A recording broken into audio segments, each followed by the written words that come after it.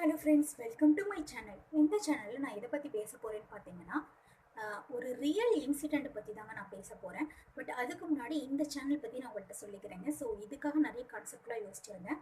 But real இன்சிடெண்ட்டை பற்றி நம்ம ஒரு 10 மினிட்ஸ்க்குள்ளே அந்த வீடியோவை கம்ப்ளீட் பண்ணலாம் அப்படின்றதுக்காக நானே ஒன்று ஃபிக்ஸ் பண்ணி நான் ஒவ்வொரு ரியல் இன்சிடெண்ட்டும் எடுத்து பேசி உங்களுக்கு வந்து அதை தெரியப்படுத்துறதுக்காக இந்த சேனல் வந்து ரன் பண்ணலாம் நான் முடிவு பண்ணியிருக்கேங்க. ஸோ உங்களுக்கு வந்து என்னோட வீடியோ பிடிச்சிருந்தா மறக்காமல் சப்ஸ்கிரைப் பண்ணி லைக் பண்ணி ஷேர் பண்ணுங்க. ஸோ வாங்க நம்ம வீடியோக்குள்ளே போகலாம். ஸோ இன்றைக்கி நான் என்ன ரியல் இன்சிடெண்ட்டை பற்றி பேச போகிறேன்னு பார்த்தீங்கன்னா, நம்ம வேலூரில் ப்ரெக்னென்ட் உமனுக்கு வந்து செக்ஷுவல் அசல்ட், அதாவது பாலியல் ரீதியாக துன்புறுத்தியிருக்காங்க. அந்த துன்புறுத்தது மட்டும் இல்லாமல் ஓடுற ட்ரெயின்லேருந்து அந்த பெண்ணை வந்து அந்த ஸ்ட்ரேஞ்சர் தள்ளி விட்டுருக்காங்க. ஸோ இதுக்கப்புறம் என்ன நடந்துச்சு, அந்த பொண்ணு ஏன் வந்து வேலூர் கிட்ட வந்தாங்க அப்படிங்கிற எல்லா டீட்டெயிலும் இனிமேல் வரப்போகிற வீடியோவில் பார்க்க போகிறீங்க. மறக்காமல் என்னை சப்ஸ்கிரைப் பண்ணி வச்சுக்கோங்க. இப்போ நம்ம வேலூரில் நடந்த இன்சிடென்ட் பற்றி தாங்க ஃபுல்லாக பார்க்க போகிறோம். ஸோ அது வந்து ஸ்டார்டிங் டு எண்டிங்கில் என்ன நடந்துச்சு, எதனால் நடந்துச்சு, இப்போ அந்த ஸ்ட்ரேஞ்சருக்கு கண்டுபிடிச்சாங்களா, அதுக்கு பனிஷ்மெண்ட் கொடுத்தாங்களா அப்படின்ற ஃபுல் டீட்டெயில் இந்த வீடியோவில் நம்ம பார்க்கலாம் வாங்க.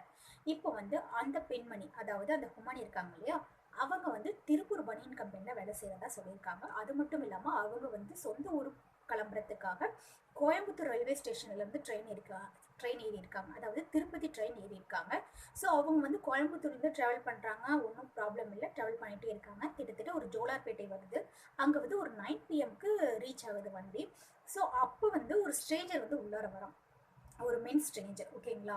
அவன் உள்ளார வந்தோடனே அவங்க இன்ஃபார்ம் பண்ணுறாங்க, இது வந்து மென்ஸ்க்குரியது கிடையாதுப்பா, இது வந்து உமன்ஸ்க்குரியது அப்படிங்கிற மாதிரி அவங்க சொல்கிறாங்க. அவனும் ஆர்குமெண்ட் பண்ணுறான், இறங்க மாட்டேன் அப்படிங்கிற மாதிரி ஆர்குமெண்ட் பண்ணுறான். இவங்களும் அதுக்கேற்ற மாதிரி ஃபைட் பண்ணி ஆர்குமெண்ட் பண்ணி ஃபுல்லாக டயர்ட் ஆகிட்டாங்க. சரி அப்படிங்கிறதுக்காக ரெஸ்ட் ரூம் போகிறாங்க. ரெஸ்ட் ரூம் போகும்போது இவனுமே கண்டினியூவாக பின்னாடியே வந்து ஃபாலோ பண்ணிட்டு வந்திருக்கான். இதெல்லாம் எங்கே நடக்குதுன்னு பார்த்தீங்கன்னா, அந்த ட்ரெயினோட டோர் கிட்ட தான் இதெல்லாம் நடந்துட்டுருக்கு. அவங்க பேசுறது, ஆர்குமெண்ட் பண்ணுறது அப்படிங்கிற மாதிரி ட்ரெயினோட டோர் கிட்ட தான் இதெல்லாம் நடந்துட்டுருக்கு. அது மட்டும் இல்லாமல் ரெஸ்ட் ரூம் போகும்போது பின்னாடியே ஃபாலோ பண்ணிட்டு வந்திருக்கான். ஸோ இவங்க பயந்து வெளில வந்துட்டு கத்தி அழுதுருக்காங்க. ஸோ இவங்க கத்த முற்பட போதே அவன் வந்து உஷாராயிட்டான். ஓகே, ஏதோ பெரிய ப்ராப்ளம், கத்தி எல்லாத்தையும் கூப்பிட்டுருவாங்க போல அப்படிங்கிறதுக்காக என்ன பண்ணிருக்கான், ஓடிட்டு இருக்கும் போதே அந்த ட்ரெயின்லேருந்து தள்ளி விட்டுட்டான். ஸோ இதை பார்த்துட்டு அவங்களுக்கு சுற்றி இருக்கவங்களுக்கு இது தெரியுமா இல்லை என்னன்னு தெரியல. ஒருவேளை இவங்களுக்கு சில பேருக்கு தெரியும் என்ன ஆச்சு ஏதாச்சு அப்படின்ற மாதிரி. ஏன்னா அவன் ஒரு ஸ்ட்ரேஞ்சர், உள்ளார எத்தனை பேர் இருந்தாங்க என்ன ஏதுங்கிறது எல்லா டீட்டெயிலும் தெரியல. ஸோ இதுக்கப்புறம் என்னன்னு பார்த்தீங்கன்னா, அவன் வந்து அடுத்தது வந்து காட்பாடி ரயில்வே ஸ்டேஷனில் அவன் பாட்டுக்கு இறங்கிட்டு போயிட்டான். என்ன நடந்துச்சுன்னு தெரியல, ஏது நடந்ததுன்னு தெரியல, ஒன்றுமே தெரியாத மாதிரி அவன் பாட்டுக்கு காட்பாடி ட்ரெயினில் இருந்து இறங்கி நடந்து போயிட்டாங்க. ஸோ இதுக்கப்புறம் என்ன ஆச்சுன்னு பார்த்தீங்கன்னா, அந்த பொண்ணை கண்டுபிடிக்கிறாங்க, ஓகேங்களா. ஸோ எங்கே கண்டுபிடிக்கிறாங்கன்னு பார்த்தீங்கன்னா, கேவி குப்பம் அப்படிங்கிற ஒரு அப்ராக்சிமேட்டாக அவங்க எங்கே விழுந்தாங்கன்னு பார்த்தீங்கன்னா, கேவி குப்பம் அப்படிங்கிற மாதிரி இடத்துல தான் இது பண்ணியிருக்காங்க. ஆக்சுவலாக அங்கே ட்ரெயினில் சில பேர் ட்ராவல் பண்ணியிருக்காங்க. அவங்க வந்து ரயில்வே போலீஸ்க்கு வந்து இன்ஃபார்ம் பண்ணியிருக்காங்க, இந்த மாதிரி இன்சிடென்ட் நடந்துச்சு, அவங்க ட்ரெயினில் இருந்து விழுந்திருக்காங்க அப்படின்னே அங்கே இருக்க ரயில்வே போலீஸார் வந்து கண்டுபிடிச்சி கேவி குப்பம் ஹாஸ்பிட்டல் கூட்டிகிட்டு போயிருக்காங்க. ஸோ அங்கே வந்து ஒரு ஃபர்ஸ்ட் எய்ட் மட்டும்தான் கொடுத்துருக்காங்க, ஓகேங்களா. அங்கேருந்து அதுக்கப்புறம் வேலூரில் இருக்க கவர்மெண்ட் ஹாஸ்பிட்டலுக்கு அவங்க மாற்றியிருக்காங்க. இப்போ வந்து அவங்களுக்கு ஹேண்ட்லேயும் லெக்லேயும் வந்து ஹேண்டோட லெக்கில் வந்து பயங்கர அடிபட்டு இருக்கதா இன்ஃபர்மேஷன் வந்திருக்கு, சொல்லியிருக்காங்க. அண்ட் அவங்கள்ட்ட அவங்க ஒரு கான்ஷியஸ் வந்ததுக்கப்புறம் விசாரிக்க ஆரம்பிச்சிருக்காங்க. ஆனால் அதுக்கு முன்னாடியே ரயில்வே போலீஸார் அண்டு கேவி குப்பம் போலீஸ் ஸ்டேஷன்ஸில் இருக்க போலீஸார்ஸ்லாம் வந்து விசாரிக்க ஆரம்பிச்சிட்டாங்க. ஏன் இது நடந்துச்சு, எதனால் இது நடந்துச்சு அப்படிங்கிற மாதிரி விசாரிக்க ஆரம்பிச்சிட்டாங்க. இந்த ட்ரெயின்லேருந்து இறங்கி வர்றது யாரு, காட்பாடி ரயில்வே ஸ்டேஷன்லேருந்து உமன்ஸ் கம்பார்ட்மெண்ட்லேருந்து இறங்கி வர்றது யார் அப்படிங்கிற சிசிடிவி ஃபுட்டேஜ் எல்லாமே கலெக்ட் பண்ண ஆரம்பிச்சிட்டாங்க, ஓகேங்களா. அப்ராக்சிமேட்டாக எல்லாமே ஓரளவு கண்டுபிடிச்சிட்டாங்க. அதுக்கப்புறம் அவங்க கான்ஷியஸும் வராங்க. ஸோ அவங்கள்ட்ட இது மாதிரி கேட்கும்போது அவங்க விவரமும் சொல்கிறாங்க. அப்போ வந்து ரயில்வே போலீஸார் வந்து என்ன பண்ணுறாங்கன்னா, இதுக்கு முன்னாடி கிரிமினல்ஸ் இருப்பாங்க, அஃபென்ஸ் பண்ணுறவங்க இருப்பாங்க, அவங்கெல்லாம் ஃபோட்டோஸ்லாம் இருக்குல்ல, அதை காமிச்சிட்டு ஐடென்டிஃபை பண்ண சொல்கிறாங்க. இதில் உங்களுக்கு யாராவது தெரியுமா, இவனா அப்படிங்கிற மாதிரி ஒவ்வொரு போலீஸாரும் வந்து அவங்க போலீஸார்ஸ் வந்து கேட்குறாங்க.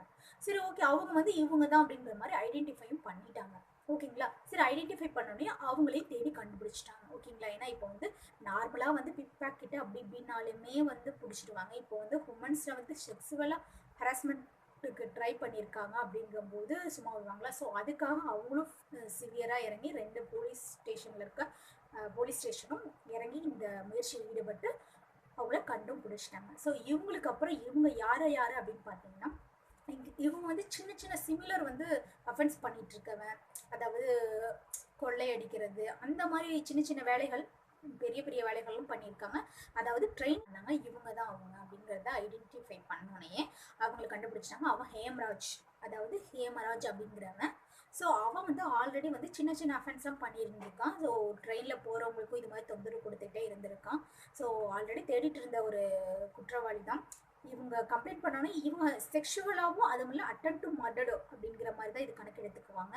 அதனால இது சிவியராக இறங்கி உடனே அரெஸ்ட் பண்ணி பிடிச்சிருக்காங்க. ஸோ இதுக்கே வந்து நம்ம இவ்வளோ சீக்கிரம் மூவ் பண்ணி இந்த விஷயம் வந்து அவனை அந்த குற்றவாளி பிடிச்சதுக்கே வந்து ஓகே. ஸோ போலீஸ் வந்து எவ்வளோ சீக்கிரமாக அந்த குற்றவாளியை கண்டுபிடிச்சிருக்காங்களோ அவங்களால முடிஞ்ச அளவுக்கு கண்டுபிடிச்சிருக்காங்க. அண்ட் இவங்களுக்கு இந்த குற்றவாளிக்கு வந்து என்னென்ன குற்றத்திற்கு அந்த பதிவுகள் என்னென்ன கேஸ்லாம் ஃபைல் பண்ணியிருக்காங்கிறத பார்க்கலாம் வாங்க. அந்த குற்றவாளியை கண்டுபிடிச்சிட்டாங்க. அது மட்டும் இல்லாமல் அந்த குற்றவாளிக்கு என்னென்ன குற்றத்திற்கு கீழ் அந்த கேஸை வந்து ஃபைல் பண்ணியிருக்காங்கன்னு பார்க்கலாம். ஸோ அதையுமே சொல்லியிருக்காங்க. அதாவது செக்ஷன் 115(2) படி கேசிங் இன்ஜுரி, அதாவது காயத்தை ஏற்படுத்தும் அப்படிங்கிற மாதிரி ஒரு செக்ஷன் கீழே பதிவு பண்ணியிருக்காங்க. அது மட்டும் இல்லாமல் நெக்ஸ்ட் வந்து section 64 sexual assault and section 62 committing on offence with knowledge, அதாவது தன் அறிவை யூஸ் பண்ணி மித்தவங்களுக்கு வந்து குற்றம் செய்கிறது அப்படிங்கிற மாதிரி ஒரு செக்ஷன். அண்ட் செக்ஷன் 74 அதாவது அவுட் கிரையிங் the modest of a humans by the use of force, அதாவது சக்தியை பயன்படுத்தி ஒரு பெண்ணை வந்து அடக்கி சீர்குலைத்தல் அப்படிங்கிற மாதிரி ஒரு செக்ஷன் கீழ். அண்ட் வந்து செக்ஷன் 109(1) அதாவது அட்டம் டு மர்டர், கொலை முயற்சி, இந்த பதிவின் கீழ் இது பண்ணியிருக்காங்க. அது மட்டும் இல்லாமல் முக்கியமான ஒன்றுங்க என்ன பார்த்தீங்கன்னா பாரதிய நியாய சங்கிட்டா, அதாவது இந்தியனோட ஜஸ்டிஸ் கோடுங்க, அதுக்கு கீழேயும் இந்த ஆக்ஷன் இது பண்ணி ஃபைல் பண்ணியிருக்காங்க. ஸோ இவன் வந்து ஒரு ப்ரெக்னென்ட் உமனை காயப்படுத்தியிருக்கான். அது மட்டும் இல்லாமல் அட்டம் டு மர்டர், செக்ஷுவலாக ஹராஸ்மெண்ட் பண்ண ட்ரை பண்ணியிருக்கான், ஆர்குமெண்ட் எல்லாமே வந்து எல்லா செக்ஷனுக்கு கீழேயும் வந்து பதிவு பண்ணியிருக்காங்க. ஓகே, அவங்களுக்கு பிடிச்சி அவங்களுக்கு தண்டனை வாங்கி கொடுத்துருவாங்க. ஸோ இந்தியாவில் ஒவ்வொரு நிமிஷமும் ஒவ்வொரு வந்து செக்ஷுவலாக ஹராஸ்மெண்ட், செக்ஷுவல் ப்ராப்ளம் எல்லாருமே ஃபேஸ் பண்ணிட்டு தான் இருக்காங்க. நான் சொன்னது வந்து எல்லா மென்னும் வந்து அந்த மாதிரி கான்செப்டில் இருக்க மாட்டாங்க. ஓகே, நெக்ஸ்ட் என்ன டாபிக்ங்கிறது நீங்கள் மறக்காமல் சொல்லுங்கள். நான் அந்த டாப்பிக்கை பற்றி உங்களுக்கு அனலைஸ் பண்ணி மறக்காமல் சொல்லுங்கள். உங்களுக்கு பிடிச்சிருந்தா இந்த வீடியோ லைக் பண்ணுங்கள். நான் இதுக்கப்புறமும் ஏதாவது தப்பு இருந்துச்சுன்னா அதை நான் இம்ப்ரூவ் பண்ண ட்ரை பண்ணுறேன், இம்ப்ரூவ் பண்ணிக்கிறேன். ஸோ மறக்காமல் என் சேனலை சப்ஸ்கிரைப் பண்ணுங்கள். தேங்க்யூ.